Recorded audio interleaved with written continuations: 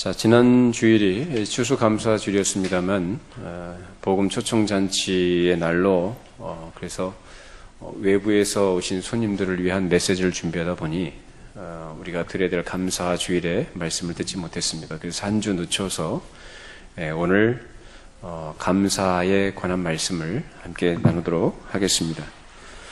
자, 우리는 살아가면서 많은, 일들을 겪기도 하고, 많은 사람들을 만나기도 합니다만, 우리가 겪는 일들 가운데서 좋은 일이 많습니까? 나쁜 일이 많습니까? 부정적이고 나쁜 일이 더 많죠? 예.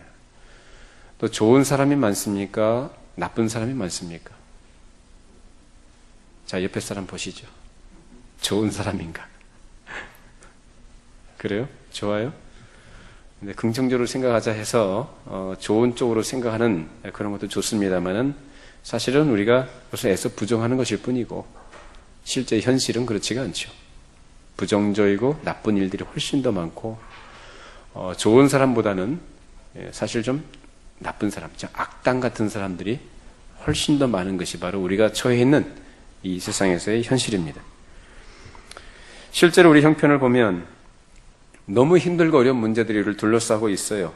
가장 흔한 질병의 문제로부터 시작해서 경제적인 문제, 이 돈 문제들, 그렇죠? 그리고 또 요새는 또 정치가 실종이 됐다 할 정도로 우리나라의 정치 현실이 참 어렵습니다.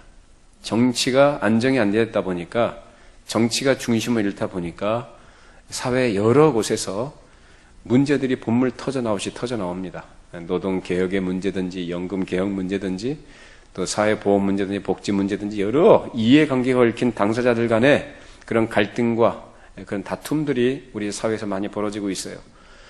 실제로 우리 며칠 전에 광화문에서 있었던 아주 격렬한 과격한 시위를 우리는 뉴스를 통해서 접했습니다. 이런 것들이 그들 나름대로의 어떤 주장과 어떤 그 이익을 위해서 하는 것일 수도 있겠습니다만은 사실 그 저변에는 이런 것들을 이용한 불순분자들이 그것을 빙자해서 이 과격한 시위로 이렇게 몰아가는 그런 것들 우리는 볼 수 있어야 합니다. 우리는 노동자들의 어떤 처우라든지 또는 근로자들의 어떤 임금 문제라든지 이런 문제에 대해서는 관심을 가져야 되고 또 그분들이 정당한 요구에 대한 사회가 마음을 모아서 또 귀를 기울이고 그 문제를 해결해야 된다고 저는 생각을 해요. 그러나 그런 것들을 빙자해서 우리나라의 현실은 그렇지가 않죠. 작용화된 그런 세력들이 그런 것들을 빙자하고 그런 것들을 섞여가지고 얼마나 내용적으로 모든 것들을 흐려놓은지 몰라요. 이런 것들 우리가 좀 분별할 수 있어야 될 것 같고요. 어쨌든 간에 이 정치가 안정이 안 되다 보니까 여러 가지 문제들이 발생하고 있어요. 또 얼마 전에 저 파리에서 100 몇십 명이 또 사망하고 다친 이런 아주 무서운 테러를 우리는 봤습니다. 이 순위파 극렬 분자들이 테러를 저질렀는데 이 테러가 그것뿐만 아니라 세계 여러 곳에서 툭 하면 터질 것 같은 그런 위험한 그런 상황들이 우리가 지금 살고 있는 현실 아닙니까? 또 우리가 직접적으로 북한의 위협도 있고 또 이런 대내외적으로 우리가 겪고 있는 여러 가지 문제들과 이 어려운 상황 속에서 우리 이것들을 둘러보면은 도무지 기쁜 일이 별로 없고 즐거운 일도 없고 감사할 내용이 없는 것 같아요. 그렇지 않습니까? 그래요, 안 그래요? 여러분 개인적으로 얘기해 볼까요? 여러분 개인적으로 가정적으로 우리가 다 서로 알지 못하지만은 나름 어려운 고충들이 있고 문제들이 있겠죠. 부부간의 문제도 있을 것이고 부모 자식 간의 문제도 있을 것이고 그것도 더불어서 경제적인 문제가 또 큰 부분을 차지할 겁니다. 수입이 줄어들고 경제가 운영이 안 되다 보니까 지출될 것 지출이 안 되고 은행 이자도 갚아야 되는데 갚지도 못하고 뭐 카드 사용한 카드 대금도 제대로 갚지 못한 이런 어려움도 있을 수 있고 여러 가지 문제가 있다 이 말이에요. 이것이 우리가 바로 처해 있는 현실이에요. 그것이 보통 일반적으로 다 겪는 일들인데 그럼 여기서 어떻게 우리가 감사할 수 있느냐? 이런 상황 속에서 이런 현실 속에서 우리는 예수를 믿는 사람들이기 때문에 여기에 대한 질문, 그러면 예수 믿는 그리스도인들은 어떻게 살아야 될 것인가? 이 질문 앞에 우리는 오늘 답을 얻어야 될 줄로 믿습니다. 그 답을 성경이 가르쳐 주는데요. 우리는 예수 믿는 사람들이기 때문에 세상 사람들과 다르다 이렇게들 얘기합니다. 그런데 환경과 조건은 달라요? 똑같죠. 불신자나 신자나 살아가는 환경과 조건은 똑같아요. 다 같이 월급 받으면서 살고 있고 상사 눈치 봐야 되고 실적 올려야 되고 또 질책도 받아야 되고 여러 가지 고난들이 있습니다. 그러나 그들과의 가장 분명하고 두드러진 차이점이 있다면 우리는 어떤 경우에도 감사해야 할 이유가 있는 사람들이고 감사할 대상이 있다는 사실입니다. 우리가 감사할 이유. 우리가 그 감사는 환경이나 조건에 있지 않고 범사에 감사하는 것이며 그 감사의 대상은 언제나 하나님이십니다. 물론 우리 주변에는 고마운 사람들이 있죠. 나에게 도움을 주는 분들도 있고 나를 좋아하고 또 나와 좋은 관계를 갖고 있는 사람도 있어요. 고마운 사람도 있어요.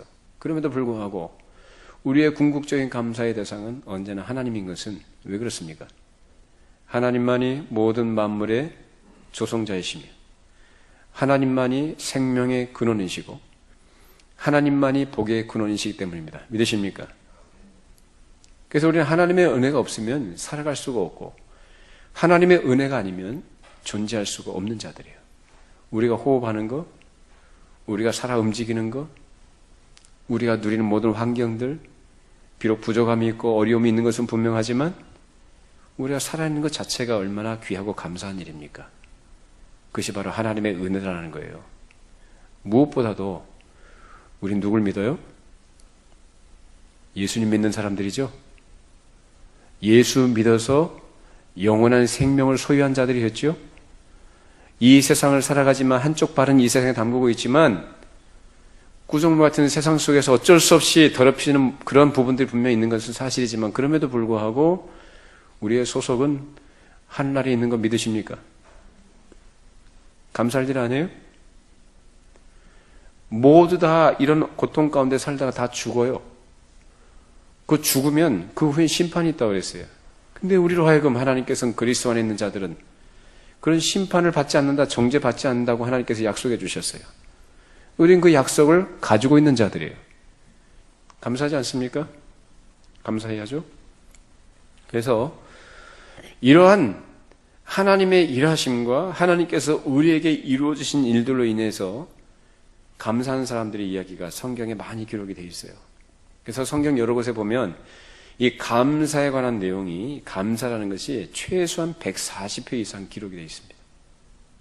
그만큼 성경에 등장하는 많은 사람들이 하나님이 어떠한 분이심을 알았고 하나님이 일하신 것이 무엇인지 알았으며 하나님께서 우리들에게 자신들에게 주어진 복이 무엇인지를 알고 깨달은 사람들이에요. 그래서 그 사람들은 항상 하나님께 감사했던 사람들이에요. 우리가 알고 있는 인물들 중에서 대표적으로 시편 기자인 다윗이 바로 그런 사람 중에 하나입니다. 시편에는 다윗 이외에 다른 기자들도 기록을 하고 있습니다만 특별히 이 시편의 내용들은 인간이 이 땅에 태어나서 죽을 때까지 겪게 되는 모든 일들 가운데서 희노애락을 경험하게 되는데 그 인간의 희노애락을 시구로 노래로 표현한 것이 바로 이 시편이에요. 그리고 항상 그 중심은 희노애락의 그 중심에 항상 하나님이 계셨습니다. 그래서 희노애락 가운데 항상 감사가 있었고 비록 고통 가운데 있었지만 그 감사가 끊이지 않았던 거예요. 그것이 바로 시편이 우리에게 가르쳐줍니다. 그중에서 우리 시편 103편 우리 3절 같이 함께 읽어보실까요?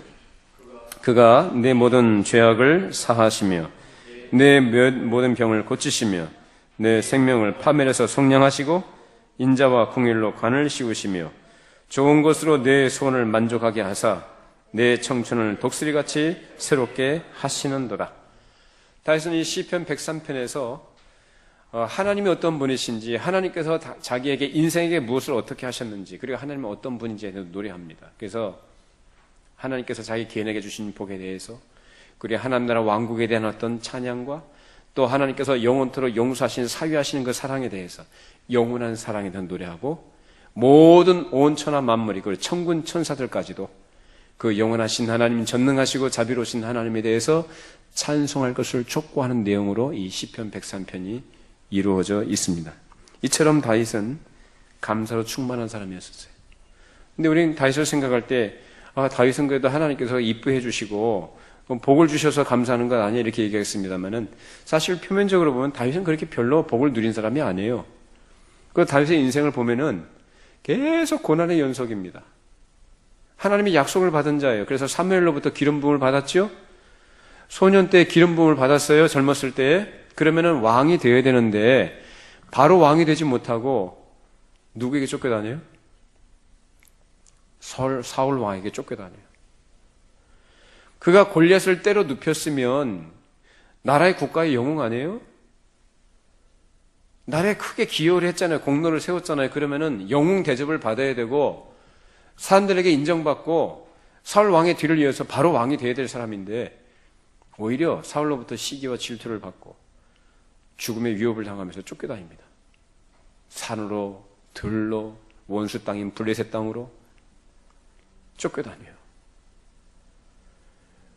그렇게 죽음의 위협 속에 생명의 위협 속에 쫓김을 당하면서도 다윗은 항상 하나님께 기도하고 하나님께 찬양하고 항상 하나님께 감사의 삶을 살았습니다.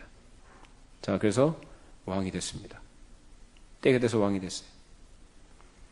자, 왕이 된 다음에 이제는 왕이 됐으니까 평안을 누려야죠. 근데 이 다윗의 삶은 계속 치러진 전쟁의 연속이었습니다. 전쟁을 하고 피를 많이 흘리는 싸움이었고요.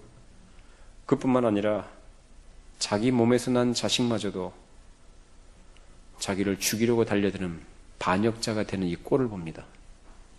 다른 건 다 참고 견딜 수 있겠지만 자기 몸에서 난 자식이 자기에게 칼을 겨누고 달려드는데 어떤 부모가 그것을 용납할 수 있겠습니까?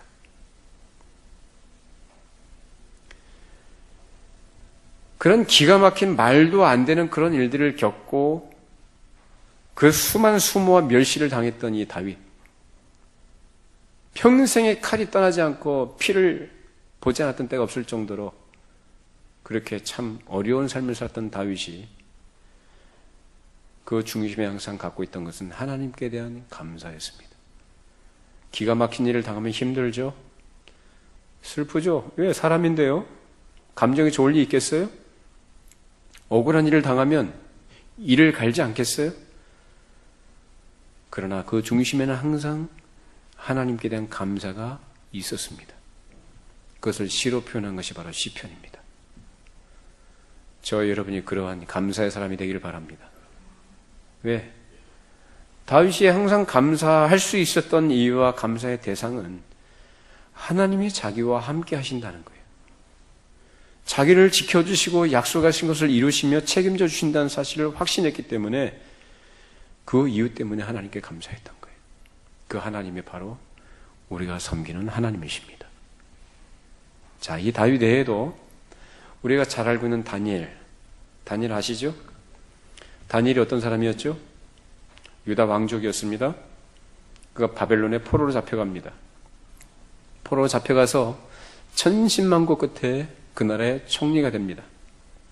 이 총리가 됐을 때 그 주변에 있던 다른 총리들과 고관들이 이 포로 출신인 이 다니엘이 왕의 총애를 받으니까 그것이 시기 나고 질투가 나가지고 이 다니엘을 그 자리에서 쫓아내기 위해서 음흉한 계획을 세웁니다. 그게 뭐였죠? 왕이나 다른 신에게 무엇을 구하면 그걸 어디에 던져 넣어라? 사자굴에 던져 넣기로 한 이 조서를 왕으로 하여금 만들도록 허가를 받습니다.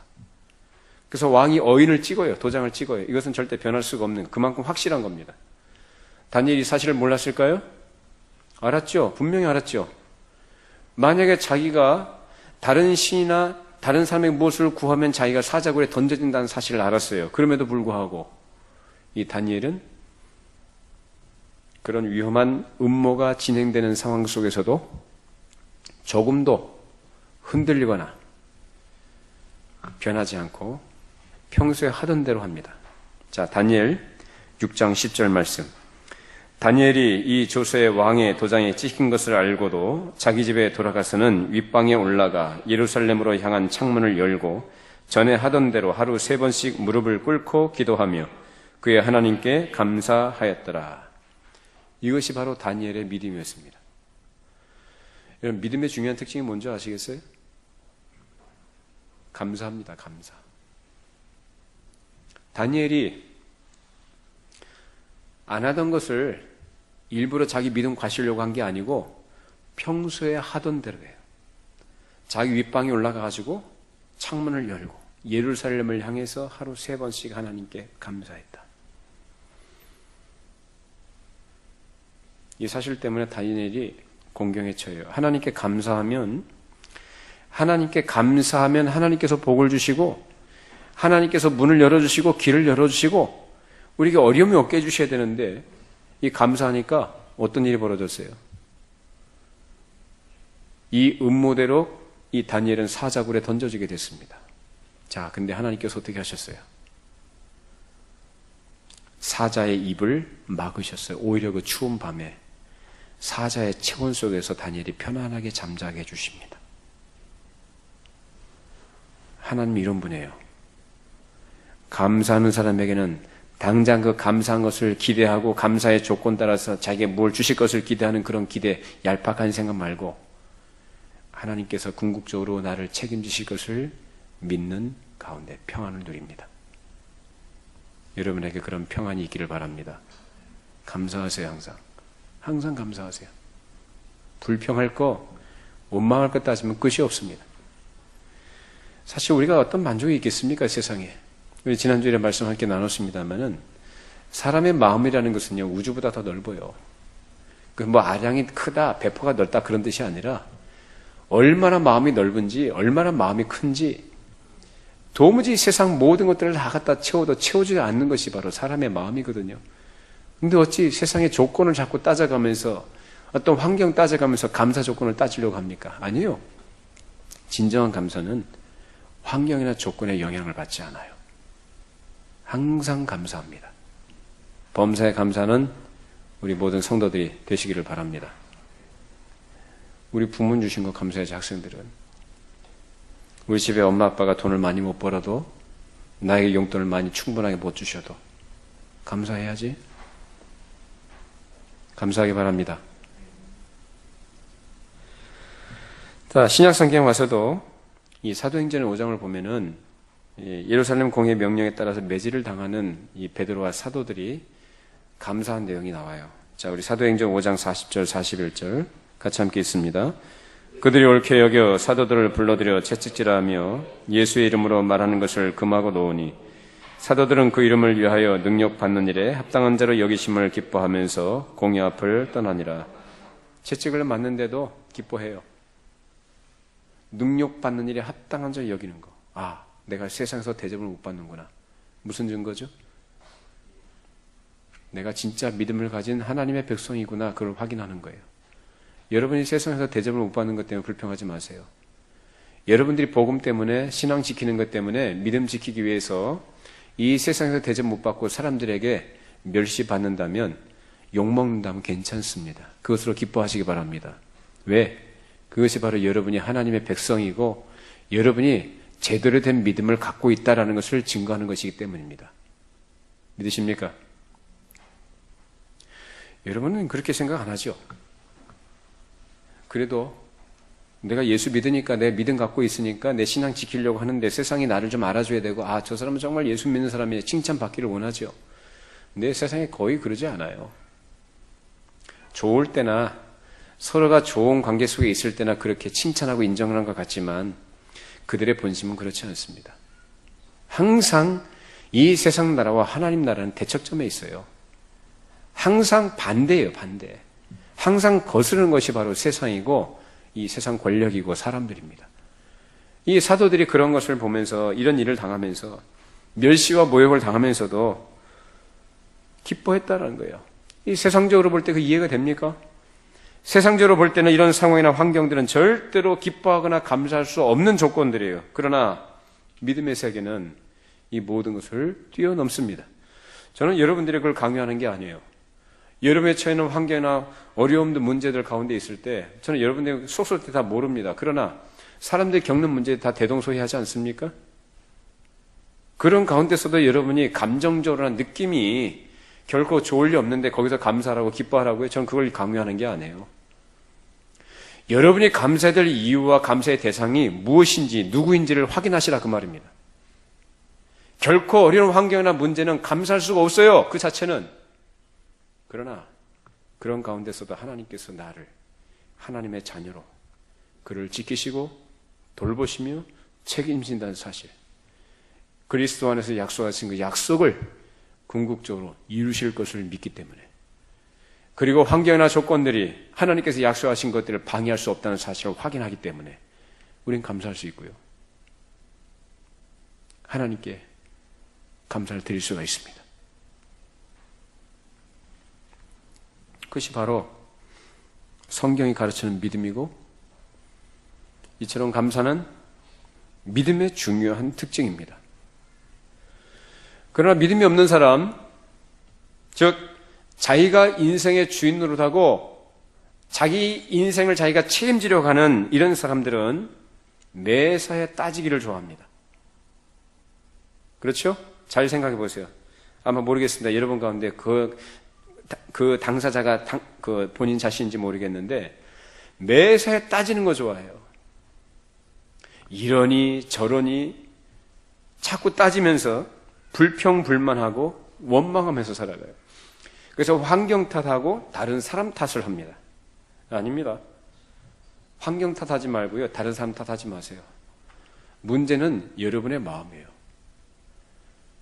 분명히 나타나는 현실들, 내가 겪고 있는 사건들이나 문제는 현실이고 사실이지만 그것을 바라보는 시각, 그를 대하는 태도, 이것은 바로 나에게 있습니다.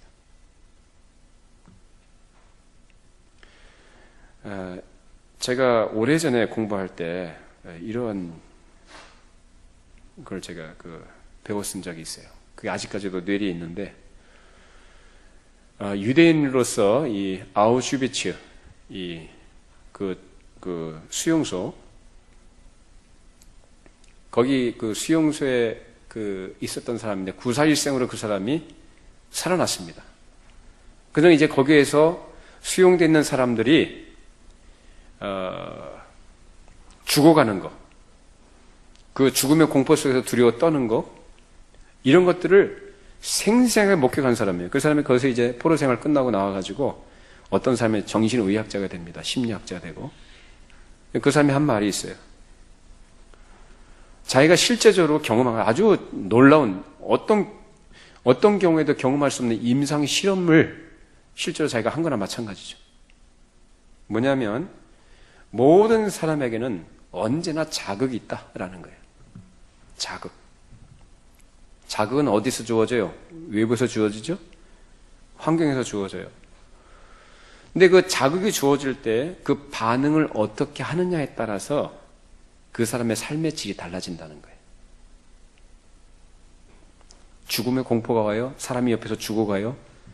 총살당해요? 가스실에 끌려가요? 근데 모두가 다 대부분의 사람들이 그러한 영향을 받지만 거기에서 어떤 사람은 평온을 유지하더라 그 말이에요. 이게 뭐냐면 자극은 다 주어지지만 그 반응을 어떻게 할 것인가는 누구한테 달려있다? 자기한테 달려있다는 거예요. 쉽지 않은 얘기겠습니다만 우린 예수 믿는 사람들이죠. 하나님이 우리와 함께 하십니다. 하나님께서 그리스도 안에서 우리를 책임지십니다. 이 사실을 우리가 믿는다고 한다면 그 믿음대로 사세요. 믿음대로 행동하시고,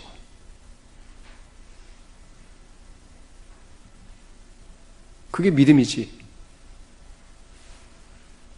환경이 그렇다고 자꾸 환경 탓하고 자꾸 다른 사람 탓하고 다른 사람 원망하고, 그런 사람들은 공통점이 뭐냐면은 늘 불평불만하기 때문에 마음에 평안이 없어요. 마음에 평안이 없고 계속해서 근심과 염려와 걱정 속에서 계속 스트레스를 받습니다. 여러분, 스트레스는요, 그 자체는 나쁜 게 아니에요. 나쁘고 좋은 게 아니에요. 그것을 스트레스를 어떻게 처리하느냐에 따라서 그것이 나에게 약이 되기도 하고 독이 되기도 해요. 스트레스란 말 자체가 나쁜 게 아닙니다. 여러분 아시는 분은 아시겠습니다만 스트레스는 것 자체는 우리에게 나쁜 게 아니라고요. 그걸 어떻게 처리하느냐가 달라요. 그래서 스트레스를 제대로 적절하게 처리하지 못하고 그것을 부정적으로 자꾸 생각을 하고 자꾸 그 스트레스에 짓눌려서 살아가는 사람들은요, 나중에 뭐가 생기냐면 병 생겨요. 우울증 생기죠. 정신적인 병뿐만 아니라 나는 육신의 병까지도 걸립니다. 의사들이 한 얘기를 제가 그때 통계를 낸 걸 제가 잠깐 봤는데, 사람들이 이 병이 나잖아요. 이 병에 걸리잖아요. 그 병에 걸리는 것의 한 60%, 70%가 어디로부터 오는 것이냐? 마음으로부터 온다고 합니다. 그래서 예수 안 믿는 사람들, 의사들이 한 얘기예요. 의사들도 정신세계를 인정하잖아요. 그러니까 그 사람의 마음이 어떠하느냐에 따라서 육신도, 이 건강도 좌우가 된다는 거예요. 영향을 받는다는 거예요. 이건 정확한 얘기입니다. 우리가 성경적으로 보자면 하나님께서 우리를 창조하실 때 하나님께서 우리를 창조하신 거 믿으십니까? 믿으세요? 야, 아멘들 안 하셔요. 믿으시냐고요? 하나님께서 우리를 창조하실 때 어떻게 창조하셨죠? 흙으로 만드셨죠. 흙으로 만드시고 그 흙을 만든 그 코에다가 뭘 불어넣으셨어요? 생기를 훅 하고 이렇게 불어넣으셨거든요. 그래서 살아 움직이는 생명이 됐다. 인간, 즉 사람이다 그 말입니다. 근데 사람은 이처럼 이 육신과 영혼으로 이루어져 있는 결합체예요. 그게 사람이에요. 자, 그런데 이제 죄를 지어서 인간이 그 영혼이 하나님과의 관계가 정상적인 관계가 끊어져서 죽었다라고 이렇게 표현을 하죠. 어떤지 간에 이제 영적인 기능이 사람에게 있는데 이 영적인 것과 육신이 따로 노는 게 아니에요. 같이 갑니다, 항상. 육신이 건강하면, 소위 말하는 컨디션이 좋으면 영적인 활력도 있습니다. 또 영적인 활력이 좋으면 육신도 컨디션이 좋아요. 항상 같이 가요. 이게 따로 있지 않아요. 항상 여러분들 그래서 영혼은 거룩한 것이고 육신은 악하다. 이런 식의 생각하시면 안 됩니다. 이것이 바로 이원론 사상이고요. 이단 사상이에요. 영육이 하나님께서 주신 선물로 믿으시기를 바랍니다. 우리 육신도 그래서 여러분들이 건강관리를 잘 하셔야 되는 거예요. 건강관리 신경 쓰시고 몸관리 잘 하세요. 아울러서 영적인 건 말할 것도 없고 그래서 항상 같이 간다는 거 기억하시고 그래서 이런 스트레스를 갖다가 제대로 치료하지 못하게 되면 병에 걸려서 사람이 시름시름 앓다가 나중에 죽어요. 근데 하나님께서는 하나님의 백성들이 그리스도 안에서 구원받은 하나님의 백성들이 그렇게 살기를 원하시지 않아요.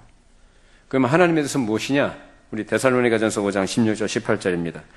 항상 기뻐하라, 쉬지 말고 기도하라, 범사에 감사하라. 이것이 그리스도 예수 안에서 너희를 향하신 하나님의 뜻이니라. 자, 범사에 감사하는 것, 이것이 그리스도 안에서 우리를 향하신 하나님의 뭐라고 합니까? 뜻이다. 여러분 하나님의 뜻을 알고 싶습니까? 그럼 이대로 하면 돼요. 물론 우리가 앞날을 하나님께 인도함을 구하고 또 하나님께서 어떤 것을 하실 것인가에 대한 어떤 기대도 있고 그 뜻을 알고 싶은 일들도 우리가 분명히 있습니다만 기본적인 하나님의 뜻, 모든 상황과 모든 조건과 모든 사람에 대하여 그리스도 안에 있는 모든 사람들에 대해서 하나님께서 가장 기본적으로 가지고 계신 뜻이 바로 이것입니다. 항상 기뻐하는 것. 쉬지 말고 기도하는 사람. 범사에 감사하는 사람. 이것이 하나님의 백성으로 살아가는 복입니다. 이것은 이 세 가지는요, 항상 기뻐하는 것, 쉬지 말고 기도하는 것, 범사에 감사하는 것은 이것은 서로 별개가 아니고 사실 다 연결되어 있는 겁니다. 항상 기뻐하는 거 왜 기뻐해요? 그리스도 안에 있기 때문에 기뻐하죠. 돈이 많아서 기쁜 게 아니고 수입이 늘어나서 사회적으로 성공하니까 기쁜 게 아니고 그리스도 안에 있기 때문에 기쁜 거예요. 근데 이 기쁨을 계속적으로 누리는 비결이 뭐냐? 계속 하나님께 기도하는 거예요. 은혜를 구하는 거예요. 그 하나님과의 교제의 끈을 놓지 말라 그 말입니다. 그러할 때 뭐가 나오냐? 우리 조건이나 환경은 열악하고 여의치 않지만, 비록 어려움은 있지만 모든 일에 대해서 감사하게 된다는 것입니다. 우리의 삶에 그렇게 되기 바랍니다. 이것이 예수 믿는 사람들이 이룬 복 아닙니까? 자, 오늘 본문에는 감사한 사람에 대한 얘기가 기록되어 있죠. 잘 아는 내용입니다. 예수님께서 예루살렘으로 가실 때 사마리아와 갈릴리 사이에 있는 국경지대의 마을로 들어가셨어요. 자, 거기에서 10명의 나병 환자들이 함께 있다가 이 예수님께서 지나가시는 것을 보고 멀리서 소리를 질러 예수님을 간절히 찾고 구합니다. 자신들의 질병과 자신의 처해 있는 환경 속에서 이것을 건져주시라고, 불쌍히 여겨달라고 그렇게 간절하게 구합니다. 이 사람들은 자신들의 불결함 때문에 예수님께로 가까이 갈 수도 없었어요. 그래서 율법에 따르면 이 나병 걸린 사람은요, 이 저주받은 사람이나 마찬가지예요. 그래서 이 사람은 마을 공동체에서 같이 살 수가 없습니다. 추방돼서 따로 자기들끼리 살아야 했고, 어떤 경우에 다른 사람들에게 조우하게 될 경우에 멀리서부터 부정하다 외치면서 피해서 가야 했어요. 사람들과 만나지 못하게. 얼마나 외롭겠어요. 가족하고 떨어져 있죠. 집을 떠나야 했죠. 사람들로부터 멸시를 받죠. 저 사람들은 저주받은 사람들이랑 이런 오해도 받기도 하고. 얼마나 영적으로 또 정신적으로 육체적으로 얼마나 고단한 상황 속에 있는 사람들입니까? 그런 사람들이 예수님께서 오시니까 자기들을 불쌍히 여겨달라고 합니다. 이것은 바로 모든 인간들이 죄로 오염되어 있고 죽음 아래 있는 인간의 모습을 여기서 보여주고 있는 거예요. 그래서 성경에서 나병을 어떻게 표현하냐면은 바로 인간이 죄로 인해 처해지는 비참한 상태를, 저 저주받은 상태를 이 나병으로 보여주는 그림입니다. 이 나병이라는 것은. 그래서 이 나병 환자들은 절박한 심정으로 예수님께 간구할 수밖에 없었던 것이 바로 그들이 처해 있는 가난과 병든 삶의 현실이었기 때문에 그렇습니다.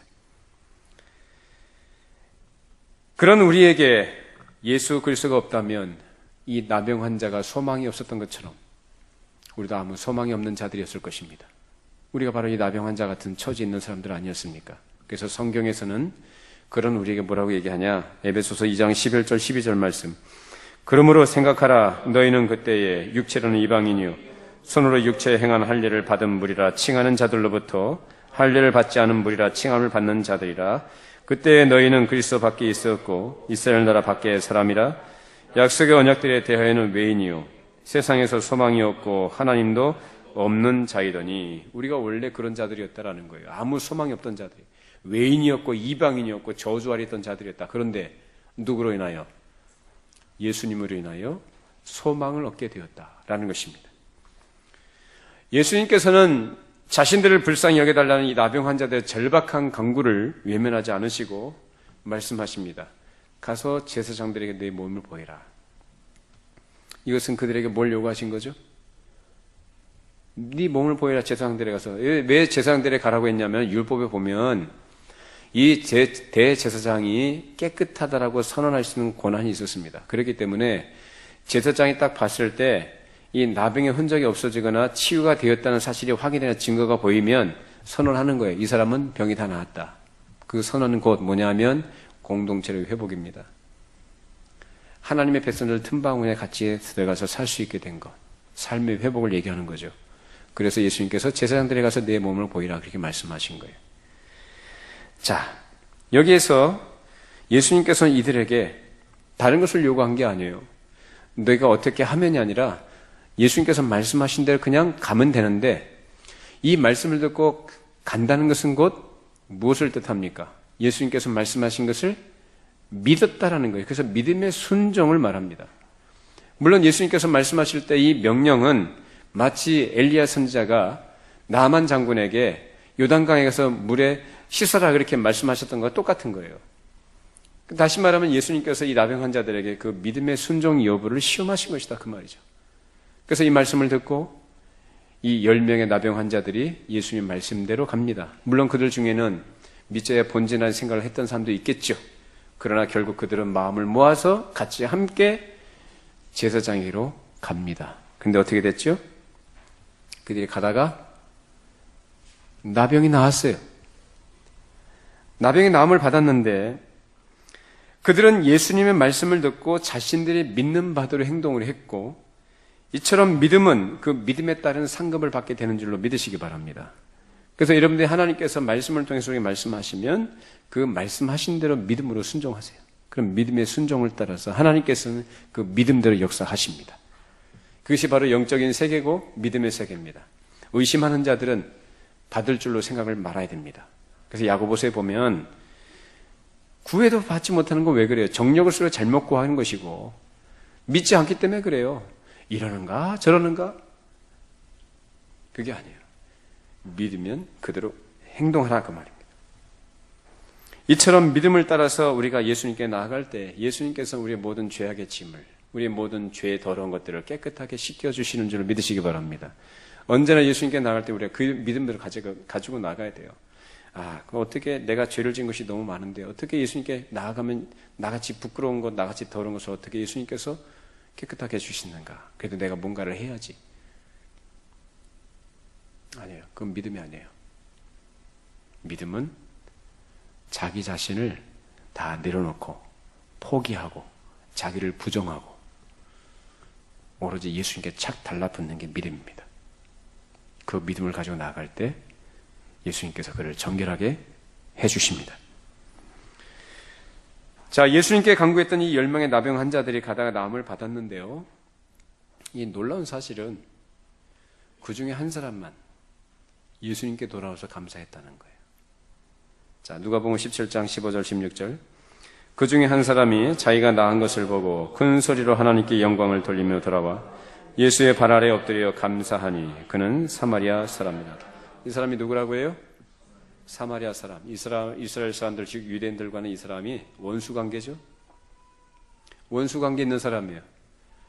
근데 이 한 사람만이 예수님께 나와서 감사했던 것은 그가 자기가 겪고 있었던 불치병이 깨끗하게 고쳐진 것이 너무나 신기하고 놀랍고 기뻐서 이렇게 나타난 결과가 누구 때문인가? 바로 예수님 때문이다. 예수님께서 저분이 나에게 말씀하셨기 때문에 내가 이렇게 나왔구나 라고 생각하고 그것을 감사해서 돌아와서 그 앞에 엎드려 살해합니다.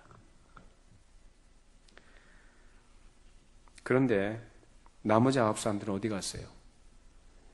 이 한 사람은 사마리아인이었다고 한다면 나머지 9명은 유대인들이에요. 역사와 전통을 자랑하는 유대인들, 아브라함의 혈통을 자랑하는 유대인들, 자신들의 하나님이라고 그렇게 노래했던 사람들, 그 사람들은 예수님께 나오지 않았습니다. 그러면 왜 이 사마리아 사람만이 예수님께 나왔을까요? 그건 자기가 처했던 상황들, 전에는 소망이 없었지만 이제는 소망을 가지게 된 것, 전에는 집이 없었지만 이제는 집으로 돌아갈 수 있게 된 것, 전에는 사람들에게 거부됐지만 이제는 사람들에게 받아들여지고 환영받게 된 것입니다. 이처럼 전에는과 이제는이라는 표현은 우리 그리스도인의 현실을 얘기하는 것입니다. 우리가 전에는 어떤 사람이었습니까? 죄와 사망의 종노릇 하던 자들이요, 마귀의 자식들이요, 본질상 진노의 자녀요, 이방인이요, 약속과는 전혀 관계없던 자들이었습니다. 그러나 이제는 어떻게 됐습니까? 그리스도 안에서 새로운 피조물이요, 하나님의 기업을 상속받을 상속자들이 된 줄로 믿습니다. 그것이 바로 예수 믿는 사람들의 현실 아닙니까? 사도 바울도 그랬어요. 전에는 내가 핍박자였고 포행자였다. 그러나 이제는 하나님의 은혜를 입은 하나님의 사람이다. 나의 다된 것은 내가 아니오 오직 하나님의 은혜다 라고 고백하지 않았습니까? 그것이 바로 우리 그리스도인들의 모습인 것입니다. 자, 우리 베드로전서 2장 9절 10절 말씀입니다. 그러나 너희는 택하신 족속이요 왕같은 제사장들이요 거룩한 나라요 그의 소유가 된 백성이니 이는 너희를 어두운 데서 불러내어 그의 기이한 빛에 들어가게 하신 이의 아름다운 덕을 선포하게 하려 하심이라. 너희가 전에는 백성이 아니더니 이제는 하나님의 백성이요 전에는 긍휼을 얻지 못하였더니 이제는 긍휼을 얻은 자니라. 아멘. 믿으십니까? 바로 그렇게 된 것이 바로 우리 현실이라 그 말입니다. 그러므로 우리는 이 나병 환자 고침을 받은 것처럼 깨끗하게 되어진 이 나병 환자처럼 우리는 항상 하나님께 감사해야 합니다. 이 사마리아의 감사를 받으신 예수님께서 말씀하셨어요. 그 9은 어디 있느냐? 이 9명의 유대인들은 은혜를 받았음에도 불구하고 어떻게 됐어요? 그 은혜를 잊어버린 자들이에요. 분명히 육신의 질병이 나았죠. 그렇죠? 근데 이 사람들은 구원받았다는 예수님의 선언을 듣지 못해요. 비록 제사장들에 가서 내 병이 나음을 받았다고 선언은 받는지 몰라도 구원받았다는 소식은 듣지 못합니다. 그러나 이 사마리아 사람은 내 믿음이 너를 구원했다라는 예수님의 선언을 듣게 됩니다. 차이점을 아시겠어요? 참으로 구원받은 사람은 하나님께 감사합니다. 사람이 원수는 돌에 새기고 은혜는 물에 새긴다 이런 말이 있습니다. 원수는 돌에 새겨 끝까지 일을 가는 거죠. 은혜는 물에 새겨 금방 잊어버리는 거예요. 그게 세상 사람들의 속성이라고 한다면 우리 그리스도인들은 원수는 물에 새기고 은혜는 돌에 새기기를 바랍니다. 하나님께서 시내산에서 모세에게 십계명 2돌판을 주실 때 나무에다가 새겨주셨죠. 어디다 새겨주셨어요? 왜요? 왜 돌에 새겨주십니까? 지워지지 않는 거예요. 하나님의 백성들에게 영원토록 지키라고 주신 말씀이 바로 율법입니다. 그래, 하나님 율법의 정신 뭐죠? 하나님을 사랑하고 이웃을 사랑하라는 거죠. 그래서 오늘 이 본문에 비추어서 표현하자면 하나님께 감사하라는 거예요. 베푸신 은혜에 대한 감사로 하나님을 사랑하고 이웃을 사랑하라. 사람이 화장실 들어갈 때 하고 나올 때 다르단 말이 있어요. 용변이 급해가지고 용변이 막 급하면 다른 거 생각 안 나죠. 오로지 화장실 들어갈 것만 생각하죠. 용변 보고 나면 다 시원하니까 나올 땐 그 마음이 싹 사라집니다. 자기가 아쉽고 자기가 힘들고 괴로울 때 하나님께 나가서 기도하고 하나님의 도우심을 구하고 은혜를 구하는 사람들이 많아요. 실제로 하나님께서 불쌍히 여기셔서 은혜를 주셨어요. 은혜를 주시니까 여유가 생겼습니다. 등 따시고 배부러졌어요. 하나님의 은혜를 잊어버린다. 다 자기가 한 걸로 생각을 해요. 그것이 뭘로 나오냐? 교만으로 나옵니다. 교만으로 나와요. 자기가 그동안 고백했던 신앙 고백들을 다 헌신자처럼 다 던져버리고 그리스도의 몸된 교회라고 그렇게 고백했던 그 교회마저도 쉽게 떠나갑니다. 다른 교회 가면 되지? 하나님은 거기도 계시죠. 하나님이 그 사람을 모르실까요? 아시죠? 다른 교회 떠나가면 저는 그런 얘기 하는 거 아니에요. 우리 교회를 떠나가면 그런 얘기 아니라 일반적인 얘기 하는 거예요. 그러니까 여러분 마음 자체가 마음 바탕이 하나님 앞에 정직하고 선해야 된다 그 말이에요. 정말로 하나님께 감사하는 사람은 범사에 감사하는 사람이고 범사에 감사하는 사람은 겸손해요.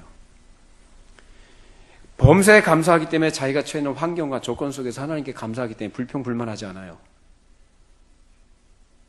기쁨으로 주를 섬깁니다. 믿으십니까? 그게 믿음이에요. 그거 아니면 위선이고 가식입니다. 그래서 자기가 아쉬울 때 하나님을 찾다가도 배부름에 잊어버리는 그런 배은망덕한 사람이 되지 않기를 여러분 바랍니다. 그리고 그렇게 감사 인색한 사람은 하나님의 은혜가 무엇인지를 모르는 사람이에요. 그것은 동시에 자기가 얼마나 비참한 처지에 있었는지 얼마나 절망적인 상태에 있던 죄인이었는지를 모르는 것을 스스로가 드러내는 것입니다. 그렇기 때문에 감사가 없죠.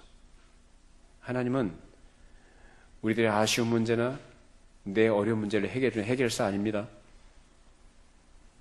하나님은 내 공경을 돌아보시기에 공경으로서 건져주시는 그런 능력자로만 여러분 생각하시면 안 됩니다. 하나님은 나를 위하여, 나의 유익을 위하여, 내 만족을 위하여, 내 행복을 위하여 역사하신 분이 아닙니다. 하나님은 언제나 당신의 영광을 위해서 일하시는 분입니다. 당신의 영광을 위하여 그 백성들의 은혜를 베푸시며 그들을 돌보시며 그들을 책임지시는 분이에요. 그러면 어떻게 해야 돼요? 그 은혜를 입었으면 감사해야죠. 더 겸손하게 나아가서 오늘 이 사마리아 사람이 돌아와서 예수님 앞에 뻣뻣하게 서서 감사하지 않았어요. 아이고 예수님 고맙습니다 이렇게 안 했어요. 어떻게 했습니까? 발 아래 엎드려서 감사했습니다. 그게 감사의 태도입니다. 우리는 이들처럼 병고침 받은 것이 전부가 아니고 우리를 죄와 사망의 저주에서 건져내 주시고 죄를 사해 주신 하나님의 은혜에 감사와 영광을 돌리는 것이 중요합니다. 이처럼 우린 범사에 감사하되 무엇보다도 참된 복과 감사는 육신의 병 고침을 받는 것 같은 어떤 조건에 있지 않고 영적인 것에 있다라는 것입니다. 여기서 우리가 기억할 것은 그리스도께서 우리에게 주신 은혜를 감사해야 하며 그 은혜의 선물로 주신 모든 것에 대해서 감사를 하되 그 감사가 구체적이어야 하고 뒤로 미루지 말아야 한다는 거예요. 감사는 우리 마음으로부터 우러나오는 것이고 그 마음이 진실하다면 우리가 겉으로 표현하게 되어 있습니다. 여러분 그런 감사를 늘 주 앞에 드릴 수 있기를 바랍니다. 그리고 감사하다고 하면서 그 감사를 뒤로 미루지 마세요. 왜요? 시간이 지나가면 사람의 마음이 어떻게 되죠? 쉽게 변하기 때문입니다. 우리가 그래요. 그만큼 약한 자들이고 그러한 한계를 가진 자들이에요. 그러므로 내 마음속에 감동을 주시고 감사하는 마음이 있는 것은 곧 하나님께서 나에게 성령을 통해서 은혜를 주신 것이고 깨닫게 하신 것이기 때문에 그것을 간직하시면서 즉시 감사하시기 바랍니다. 이 사마리아 사람처럼 이 사람은 나은 것을 가지고 나중에 감사하지 그러지 않았어요. 바로 돌아와서 예수님께 감사했어요. 그것이 바로 감사의 구체적인 태도인 것입니다. 여러분 어떻습니까? 요즘 감사하는 사람입니까? 아니면 하나님의 은혜를 잊어버리고 살아가고 있습니까? 저는 우리 모두가 그렇게 감사하는 사람이 되기를 바라요. 왜냐하면 그것은 너무나 당연한 것이고 또 하나님께서 얼마나 좋으신 분인지 그렇게 범사에 감사하는 사람에게는 하나님께서 또 감사할 수 있는 조건들로 하나님께서 채워주십니다. 감사하시기 바랍니다. 감사를 잃어버린 사람들 9명, 이 사람들은 병고침을 받은 것인지는 모르지만 그들은 구원과는 전혀 관계없는 사람들로 사라져버렸습니다. 결국 육신의 어떤 잠깐 누리는 그것을 가지고 그들은 만족했고 그걸로 끝나버렸습니다. 그러나 이 사마리아 사람은 영혼의 구원까지도 얻게 된 믿음으로 승리한 사람이 됐습니다. 저는 여러분이 이런 사마리아 사람처럼 감사의 사람이 되시기를 바라고 그 9은 어디 있느냐 찾으셨던 예수님이 찾으시는 그런 사람이 되지 않기를 바랍니다. 기도하겠습니다. 걸어가시고 자비로우신 하나님 아버지, 오늘 감사에 대해서 함께 말씀을 나누었습니다. 하나님의 사람이라면, 구원받은 하나님의 백성이라면 모든 것에 대해 감사해야 된다고 가르쳐 주셨습니다. 성경에 등장한 하나님의 사람들, 그 모두가 하나님이 어떠한 분이신지 자신들에게 하신 일이 무엇인지를 알았기 때문에 그것을 하나님께 늘 감사했고 어떤 처지와 환경 속에 있더라도 그 중심에 하나님께 감사를 잃어버리지 않았던 것을 생각해 보았습니다. 오늘 10명의 문둥병자 가운데 오직 한 사람, 이 사마리아 사람만이 하나님 예수님께 돌아와 감사의 사례를 했습니다. 그리고 이 사람은 구원하는 믿음으로 주님께 칭찬받고 인정받았습니다. 주여, 저희들이 이러한 감사의 사람이 되게 하여 주시고 우리를 죄와 사망에서 구원하신, 영원한 저주에서 건져주신, 영원한 나라에 속한 자로 하나님의 백성으로 하늘나라의 기업을 잇는 자로 만들어주신 주님의 은혜에 감사해서 우리가 또한 우리가 살아가는 모든 상황 속에서 어떤 일을 만나든지 무슨 일을 만나든지 하나님 때문에, 그리스도의 은혜 때문에 감사하는 저희가 되게 하여 주시옵소서. 우리의 그런 감사를 통해서 하나님 영광 받으시고 그런 감사를 통하여서 이 세상에 우리가 하나님께 속한 거룩한 하나님의 백성됨을 증거할 수 있는 우리의 삶이 되도록 붙들어 주시옵소서. 예수님의 이름으로 기도하옵나이다. 아멘.